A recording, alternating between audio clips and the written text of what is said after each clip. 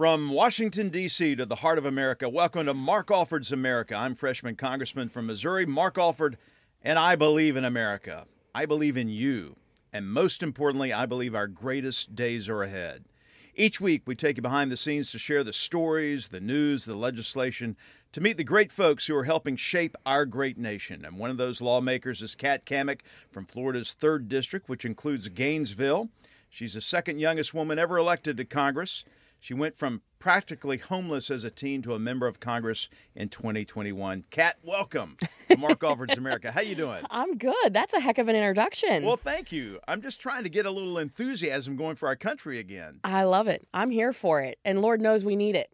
We do. Why do you think how have we gotten to this point where some people are so down on our great nation? Oof. Okay, so I have a couple of working theories on this, right? You know, there's this theory of we've all been so busy, you know, going from work to home and back again, and we kind of popped our head up and we looked around and said, oh, what has our country become? And some people put their head back in the sand and, you know, just said, I show up and I vote and that's enough. And then there's a group of people who started waking up saying, it's not enough just to vote. I have to get involved. So you've got parents showing up at school board meetings. You have everyday working class people running for office. You have the silent majority being silent no more.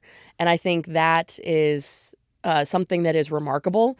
And, you know, it leads to a process that can be a little messy sometimes, but it's the necessary shakeup that I think our constitutional republic has needed for a long time. But to your point, I believe that our best days are ahead. Good. Not behind. And as an avid reader of every history book I can get my hands on, I feel so much better every single day as I learn more about some of the stories and things that have played out in our nation's capital in the past. And it's hard not to feel the butterflies walking up the steps of the Capitol when you cast your ballot. It's a great you know? feeling, isn't it? I tell you, it's also really cool.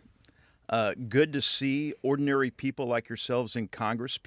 That's the way our founding fathers set this up, from people to come from bakers and farmers and doctors and teachers and people from all walks of life to come for a short time to be a voice for the people. And that's what you are for Florida's 3rd District. Yeah, it's pretty remarkable. You know, my family business grew up a 3rd-generation commercial Sandblaster.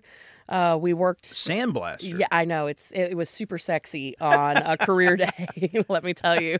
You know, what do you want to be when you grow up? A commercial sandblaster. You were actually out sandblasting at one time. Oh yeah. So I grew up in the family business and did everything from sweeping the floors and, you know, licking the envelopes and doing the deposits, filling out all the deposit slips and everything, and, you know, endorsing the back of checks as, you know, in the office too. Eventually I was out, you know, on job sites. I was shoveling garnet and sand, and I was hauling hose and working on compressors. Then eventually I was actually doing the sandblasting myself as a teenager, and continued to do that well into my 20s, my early 20s. Does that have any practical applications now for Congress? None that I can talk about in a public forum. The mob might have a use for sandblasting. Well, I used to have a horse stable. I think we talked about this because you used to be into horses.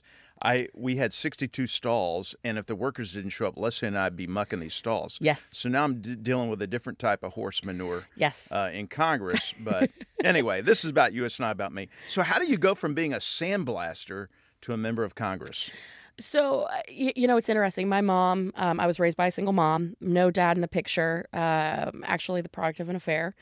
And so growing up, it was just me, my mom, and my sister, and never had anyone in my family go to college. My grandparents were Democrats. My mom was a Democrat.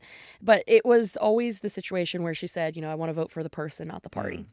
And I mean, to this day, still loves Bill Clinton. You know, that was her. You know, she wanted to vote for the person, not the party. Right. And growing up in a small family business like commercial sandblasting, you immediately start to realize that government is not your friend. And so many of the regulations and rules that they have in place aren't designed to make the job site safer the way that they claim. They aren't designed to help you prosper and grow. They're really designed for control. And so growing up, I didn't realize it, you know, because we weren't a political family, no political connections, certainly no money, you know, very working class. I started realizing that government wasn't really an ally, and wasn't looking out for the little people like me and my mom and our business. And so I was just kind of being preconditioned without realizing it to really push back against these bureaucrats, these government agencies that would randomly show up. And so whether it was the IRS, whether it was the EPA, OSHA, DOL, all of my interactions with them had been pretty negative my entire life. And so going to college, I was the first in my family to go to college. And it ended up the month before I was set to graduate. We got a phone call that changed our life. We were refinancing our home under Obama's Signature Housing Initiative. And little did we know, along with millions of other Americans, that the program was actually designed to help the banks, not the homeowners. And under this program, we lost our home, along with millions of other Americans. But the intent of this was good, ostensibly. Yeah. Explain that just for people who don't know what the program was about. Yeah. So, I mean, it's like many government programs, right? It looks great on paper and, the intention is to be good, you hope. And you and I being now legislators, we want good legislation and our intent is always good. But that's why I think the need for experts in real world experience is so critical up here, because what's great in theory may not be great in practice. And what ultimately ended up happening is you had the banks that were pushing people out of their homes because they were collecting the interest on the loans as tax credits up front.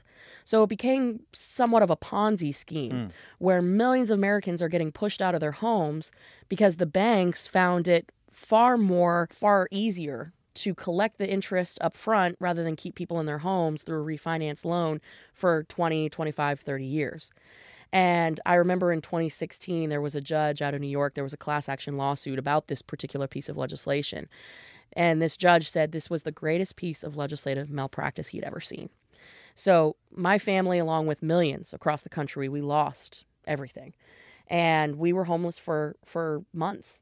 And that's when I started, like any good millennial, doing what I knew best, which was, I'm going to Google this and find out what the heck happened. Because there weren't a lot of answers, just a lot of questions.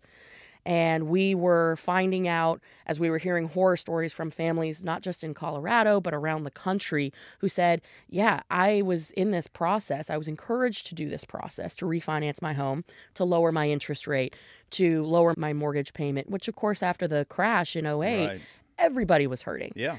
And so you're hearing these stories and they're saying, we did everything right. We submitted everything. But then they said we lost this paperwork, or we didn't submit that, or this, or it was whatever the bank deemed to be unsavable.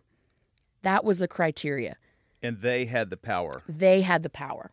And that's a pretty scary situation. So you have government incentivizing banks to do one thing that is actually in direct conflict with what the intent of the legislation was. And Republicans and Democrats equally, I think, are guilty of this because it was a large package. And if they had actually read the bill, they would have found that this actually could have devastating consequences. And I still to this day get messages from people all around the country saying, we lost our home in that program too. We lost everything. We've never fully recovered. So you lost your home. Yes. You were homeless. You live in an extended stay motels with your mom for a while. Pay by the week. At what point did you get out of that and I guess some sort of normalcy, if you can call it that? So, at that point in time, economy wasn't great. I had finished graduation and was looking for a job and had an offer to join an oil and gas company. And instead got a call from a family friend and said, I think you should go to Florida and run this race. It's a congressional race. This guy hates government as much as you. You had no interest in politics before this. I mean, I voted. Right. This was not on your radar. Being a member of Congress, not on my radar. Even working in a congressional office or a campaign. I had interned in not even my local congressman, because my local congressman rejected my internship. Really? So I think it's kind of funny because now I serve with him today in Congress and I always give him a hard time about it. But we're good friends now. No, I had interned in a congressman's office, so I knew about, that kind of element of politics. I had volunteered on a campaign, but I had never run a campaign. I had no aspirations to be a political operative or anything like that. My whole life goal was to be a CEO. I wanted to run my own business. Yes. What type of business? Well, as a kid, I had a purple briefcase and called my company the Great Big Company. Yes, and my mom jokes about that today. But no, my goal was to take over the family business and grow it. Sandblasting. Yes. Is it still in business, the sandblasting company? No, unfortunately not. It ended. It ended when pretty much everything in our life fell apart. Yeah. So, yeah, that's how I ended up in Florida. And I was running a campaign, and I had to Google how to run a congressional campaign. And we ended up taking on a 24-year incumbent with $2.3 million in the bank. And I was the only paid staffer. I was making like $600 or $800 a month, and it was. This is a fascinating story. I want to hear the completion of this, how you go from there to being a member of Congress, and also the important legislation that you got passed. I'm so proud to have voted for this and co-sponsored this bill, the REINS Act. We'll explain exactly what it is. You're listening to Mark Alford's America. Welcome back, everyone, to Mark Alford's America, where we give you a behind-the-scenes look at Washington, let you meet some of the great people helping shape our nation. We're here with Kat Cammack of Florida's 3rd District. She recently introduced and got past the big piece of legislation called the REINS Act. We'll delve into that, but I want to pick up the story, Kat, where you left off. So you were a sandblaster, lost your home, were in a hotel for several months, got back on your feet. You Google how to become a campaign manager, and you run a congressional campaign for a future member of Congress. And who was that? Ted Yoho. So we end up winning that race against a 24-year incumbent. And he was a large animal veterinarian, had no experience really in politics, and we just kind of figured it out. And it was, we may not have as much money, we may not have as much experience, but we will never be outworked. And if there was one thing that I learned from my mom growing up as a sandblaster and, working on the family farm and ranch, it was, I know how to work. And so Googled how to run a congressional campaign like a good millennial would, and couldn't find a whole lot of resources, but just enough to figure out that there was a path to victory. And afterwards, he made me an offer to join the official office, and I became deputy chief for the district for 7 years until he decided that he was going to retire and encouraged me to run. And so the rest is history. What did he see in you? Maybe that's a question for him, but what do you think he saw in you that would encourage you to go from a deputy chief to actually running for the seat that he held all those many years? There was one thing that Ted always would say. It was that I was particularly scrappy, very gritty, and would work my tail off. And I think his experience in Washington showed that there were workhorses and there were show horses. And there was a deficit of workhorses up here in Washington, people who have to really roll up their sleeves and do the long hours that aren't going to get covered on Fox News. They're not going to get front page of the paper, but it is the very necessary work that happens behind the scenes to build coalitions, to build support for really significant pieces of legislation that will have an immediate and profound impact on Americans' everyday lives. But I see you as both, because you're very good in the media, but yet you're a very good legislator, and you're very thoughtful and responsive to your constituents, but also to America and what we need moving forward to make our country great again, but also make Americans great again. Thank you. So you're a great combination of that. And part of that was the REINS Act that we passed, what was it, last week? Yeah. Tell folks what the REINS Act is designed to do. So, again, we are going from one of the sexiest topics on the planet, commercial sandblasting, to now the second sexiest topic on the planet, the regulatory regime. So the REINS Act, in short, it is the largest regulatory reform bill in American history. You look at the last 30 years in America. There is traditionally been the 3 branches of government, but over these last 30 years, the 4th branch of government has emerged, the regulatory regime. And it doesn't matter if it's a Republican in office or a Democrat in office. These nameless, faceless bureaucrats who dwell in basements all over Washington, D.C., they are the ones that are actually creating laws executing those laws and holding Americans hostage. And it doesn't matter if it's at the grocery store, at the gas pump, if you're a small business owner, you're in a massive industry, you could find yourself completely out of business or out of a job as a result of these regulations that go into effect with no consideration from your elected representatives. So this bill reins that in by requiring any major rule or regulation that has $100 million of industry impact or more come back to Congress for a vote. And that's so important because you can fire your Congress critter. That's what I call us up here. Congress critters. You can fire us. You can hire us and you can fire us. We're on 2-year contracts, basically. Yes. We are at will employees of the American people. But those nameless, faceless bureaucrats, they're accountable to no one. Heck, you can't even find them most of the time. And they have zero consequences when they enact these horrific regulations that have tremendous impacts. So we're restoring that Article 1 authority, putting the American people back in the driver's seat. And it's long overdue that we do that and really hold the representatives that are sent to the people's house to actually have that authority to say yay or nay on these terrible regulations. You're also on 3 great committees. You and I are on the Agriculture Committee together. Yes. You have a lot of ag in Florida. Tell us about some of your producers and how you're trying to help them out there. Oh, man, never threaten a Floridian with a good time and a microphone. My goodness, talking about our agriculture industry, we're so blessed in Florida. Massive agriculture state. Everyone tends to think of us as beaches and palm trees and Disney, right? Or Miami. We are actually a massive agricultural state. We feed about 175 million Americans every year, home to 300 specialty crops, and top in the nation for cow-calf production. We are the ag state. It's actually our number 1 driver of the economy, the state's economy, some years. And then when tourism is up, it's number 2. So for us, we have gotten the short end of the stick when it comes to a lot of the trade deals, starting with NAFTA. We compete with Mexico when it comes to harvesting and harvest season. So protecting our seasonal and perishable vegetables, that's a huge priority for us. Labor continues to be a perpetual issue for us in the state of Florida. We are year-round. A lot of the H-2A programs don't work for our producers, and a lot of other states are in that same boat now. What should we do about that? I think we need a workable guest worker program that's housed under USDA, that gets rid of the adverse wage effect, that provides certainty for the employer and the employee.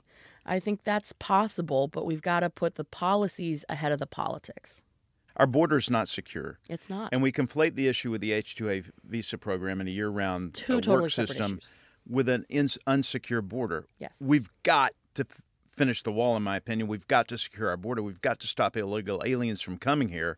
Yeah. But we also need help in ag. Absolutely. And the thing that's crazy, and I'm with you, I mean, I've been to the border 9 times. We have to secure the border. That is number 1 national security concern in my book. And until we do that, nothing else matters. But the issue of migrant labor in ag and securing the border are 2 totally separate things, right? And people tend to conflate that for political gain. Yeah. And that couldn't be further from the truth. I think when it comes to the wall, you hit on it. You're 100% right. We need that. It is a force multiplier for the men and women who are trying to secure the border and do their jobs. And when you talk to people at the border who are crossing illegally, they're given a piece of paper that says in 5 years, report to your ICE facility for deportation. And it even says they're not eligible for work. I mean, that's absurd. This is absolutely insane what is playing out. And it's a national security threat to our nation.